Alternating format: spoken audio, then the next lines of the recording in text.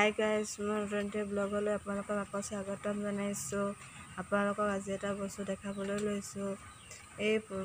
এই ফলবিধক কি ফল বুলি কয় আপোনালোকে ক'বচোন কমেণ্ট কৰি। আমাৰ ফালেতো আমি এইটো নৰা বগৰী বুলিয়ে কওঁ। আপোনালোকে কি বগৰী বুলি কয় আপোনালোকে কমেণ্ট কৰি জনাবচোন।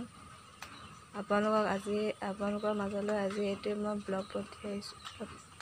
এইটোৱে ব্লগ বনাইছোঁ আপোনালোকলৈ।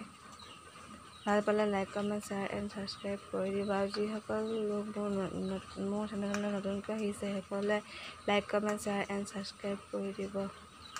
আৰু আপোনালোকৰ বন্ধু বান্ধৱী আৰু পৰিয়ালবৰ্গকো মোৰ চেনেলটো like comment share and subscribe কৰি দিব বুলি আশা কৰিলোঁ।